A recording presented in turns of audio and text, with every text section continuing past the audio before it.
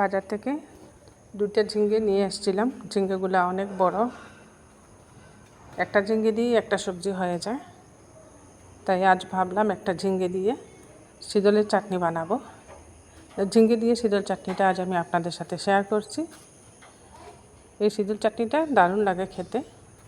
অন্যরকমভাবে আমরা শীতল চাটনি বানিয়ে থাকি পেঁয়াজ টিয়াজ দিয়ে, আর ঝিঙে দিয়ে বানাচ্ছি। নমস্কার, কলিস কিচেনে সবাইকে স্বাগত জানাচ্ছি।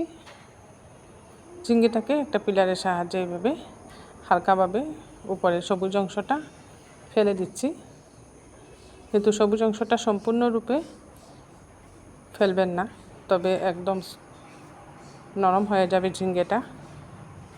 একটু হালকা হালকা রাখতে হবে, তবেই ভালো লাগবে। তাই এইভাবে একটা পিলার দিয়ে ছাড়ালে খুব ভালোভাবে ছাড়ানো হয় ঝিঙে। এগুলো এখন পিস পিস করে নিয়েছি। এখন একটা পিসকে এইভাবে আমি ছোটো করে কেটে নেব, একদম ছোটো ছোটো করে কাটবো। এইভাবে ছোটো ছোটো করে কেটে নিচ্ছি। আর ঝিঙে দিয়ে বানালে রেসিপিটা খুব ভালো হয়। ঝিঙে যেহেতু একদম নরম সবজি, তাই ঝিঙে দিয়ে শীতল চাটনিটা খেতেও ভালো লাগে। আর এই চাটনি করতে জল লাগবে না, যেহেতু ঝিঙের মধ্যে অনেক জল থাকে। ঝিঙে একটু জল জাতীয় সবজি। সবগুলো এইভাবে কেটে নিয়েছি। সাথে নিয়ে নিয়েছি পেঁয়াজ, বড় সাইজের একটা পেঁয়াজ কেটে নিয়েছি। সামান্য রসুন নিয়ে নিয়েছি কুচি, আর নিচ্ছি এখানে শীতল। 3টে শীতল ধুয়ে পরিষ্কার করে নিয়ে নিয়েছি। গ্যাসে একটা কড়াই বসিয়ে দিয়েছি, এর মধ্যে দিয়ে দিলাম সরষের তেল। আর এই রেসিপিটা সরষের তেল দিয়ে ভালো লাগে খেতে। তেলটা খুব ভালো করে গরম হয়ে যাওয়ার পর প্রথমে দেবো এর মধ্যে রসুন কুচি। প্রথমে রসুন কুচিটা তেলের মধ্যে দিলে চাটনির মধ্যে রসুনের গন্ধটা খুব সুন্দর যায়। রসুনটাকে একটু লাল লাল করে ভাজবো, বারবার নাড়িয়ে এইভাবে রসুনটাকে একটু লাল লাল করে ভাজছি। আর শুটকি শীতলের যে কোনো রেসিপি বানাতে গেলে রসুন আর পেঁয়াজটা তো অবশ্যই দিতে হয়। রসুনটা একটু বেশি হলে ভালো হয়, তাই রসুন কুচিটা দিয়ে বারবার নাড়িয়ে একটু লাল করে ভেজে নিলাম। এবার কুচিয়ে রাখা পেঁয়াজ দিয়ে দিচ্ছি। পেঁয়াজটা দিয়েও একটু লাল লাল করে ভেজে নিচ্ছি। রসুনের সাথে পেঁয়াজটাও ভাজা ভাজা করে নিলে ভালো হবে, এতে করে পেঁয়াজের কাঁচা ভাবটা চলে যাবে। এভাবে মধ্যখানে একটু ফাঁক করে নিলাম, নিয়ে ওই তেলের মধ্যে ধুয়ে রাখা শীতলটা দিয়ে দিচ্ছি। আর এই সমস্ত রেসিপির মধ্যে শীতল বেশি দিলে ভালো লাগবে না, তেতো তেতো করবে খেতে। তাই 3টে শীতল দিয়ে দিয়েছি এখানে। শীতলটা দিয়েও আরও কিছুক্ষণ খুব ভালো করে ভাজতে হবে।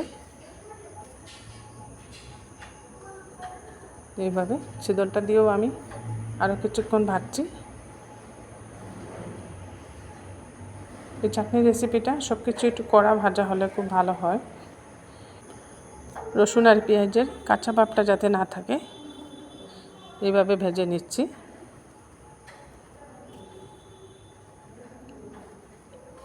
বেশ কিছুক্ষণ গ্যাসের হিটটা মিডিয়ামে রেখে আমি রসুন আর পেঁয়াজটাকে খুব ভালো করে ভাজা ভাজা করে নিচ্ছি।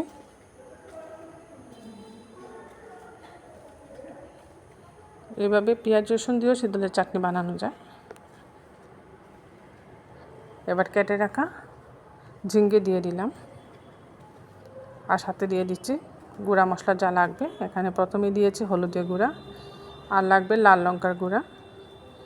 লাল লঙ্কার গুঁড়াটা একটু বেশি দিতে হবে, একটু ঝাল ঝাল করে বানাবো চাটনিটা। আর পরিমাণ মতো লবণ দিয়ে দিচ্ছি।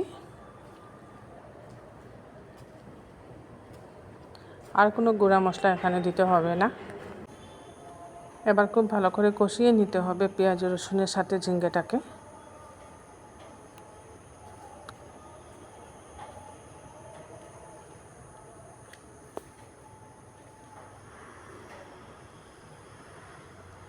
বেশ কিছুক্ষণ সময় নিয়ে কষাতে হবে।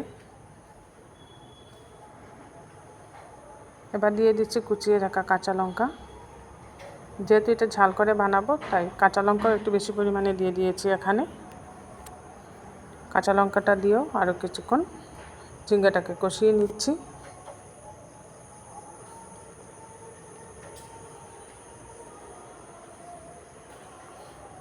মধ্যে মধ্যে এটাকে ঢাকা দিয়ে রান্না করতে হবে, এতে করে ঝিঙ্গে তাড়াতাড়ি সিদ্ধ হয়ে যাবে। মধ্যখানে একবার আমি ঢাকা দিয়ে রেখেছি, এতে করে ঝিঙ্গেটা অনেকটা নরম হয়ে গেছে। আরও একবার আমি ঢাকা দিয়ে দিচ্ছি।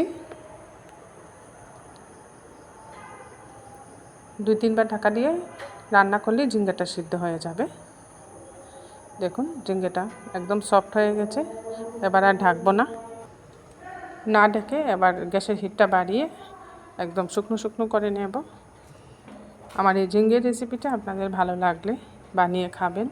আর যারা আমার মতো শুটকি শীতল খেতে পছন্দ করেন ওনাদের তো ভালো লাগবে। আর যারা শুটকি শীতল পছন্দ করেন না ওনারাও একবার বানিয়ে খেয়ে দেখবেন, বেশ মুখরোচক হয় এই চাটনি রেসিপিটা। দেখুন খুব সুন্দর হয়ে গেছে। এইভাবে শুকনো শুকনো করে এটা বানিয়ে নেব। হয়ে এসছে, আর শুকনো করবো না, যেহেতু ঝিঙ্গে আর শুকনো করলে ভালো লাগবে না। খুব সুন্দর হয়েছে। এখন নামিয়ে নিচ্ছি, একটা সার্ভিং বলে নামিয়ে নিলাম। দারুণ টেস্টি একটা রেসিপি। এর সাথে পাতলা মসুর ডাল হলে আর শীতলের চাটনি আর কোনো কিছুই লাগবে না সাথে। এর সাথে আজ আমি বানাচ্ছি কচি চাল কুমড়ো দিয়ে চাল কুমড়োর বড়া। চাল কুমড়োটা গোল গোল করে কেটে নিয়েছি, কেটে মধ্যে দিয়েও চিকন চিকন করে দাগ দিয়েছি, এতে করে চাল কুমড়োর ভিতরে লবণটা ঢুকবে। লবণ দিয়ে এখন মেখে রাখছি চাল কুমড়োটা।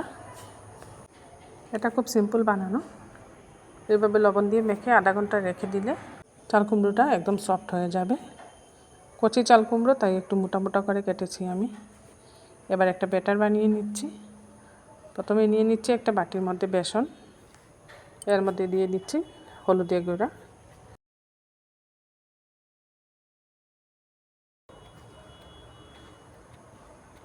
সামান্য জিরের গুঁড়া দিয়ে দিলাম, আর দিচ্ছি এখানে পরিমাণ মতো লবণ, আর একটু কালো জিরে দিয়ে দিয়েছি। কালো জিরে ব্যাটারে দিলে বেশ ভালো লাগে খেতে, যখন মুখের মধ্যে কালো জিরেটা পড়ে আমার কাছে খুবই ভালো লাগে। তাই চাল কুমড়োর ব্যাটারের মধ্যে কালো জিরে দিয়ে দিলাম। আমার এই দুইটা রেসিপি আপনাদের ভালো লাগলে বানিয়ে খাবেন, কমেন্টে জানাবেন টেস্টটা কীরকম লাগলো আপনাদের। আর এই দুইটা রেসিপি যারা ফেসবুক থেকে দেখছেন ফেসবুক পেজটা ফলো করে নেবেন। আর যারা ইউটিউব থেকে দেখছেন এখনও কলিজ কিচেনটা সাবস্ক্রাইব করেন নাই, কলিজ কিচেনটা সাবস্ক্রাইব করা অনুরোধ করছি।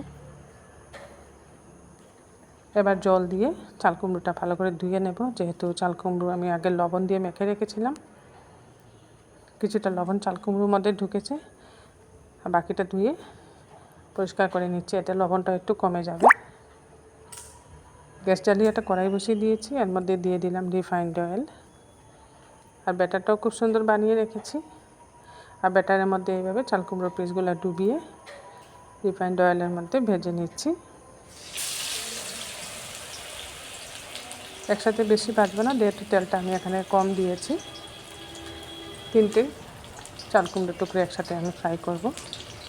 এক এক করে 3টে চাল কুমড়োর পিসই তেলের মধ্যে দিয়ে দিচ্ছি।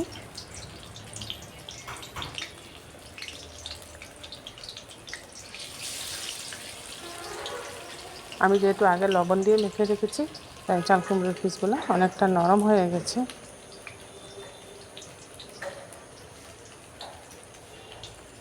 দুইটা পিস দিয়ে দিয়েছি, আরেকটা পিস দিয়ে দেব। যতটুকু তেল দিয়েছি এর মধ্যে 3টে পিসই খুব সুন্দরভাবে ভাজা হয়ে যাবে। এক্ষেত্রে গ্যাসের হিটটা মিডিয়ামে রেখে ভাজবো, এতে করে কুমড়োগুলো খুব সুন্দরভাবে সিদ্ধ হবে আর ব্যাটারটাও মুচমুচে হবে। উল্টে দিচ্ছি।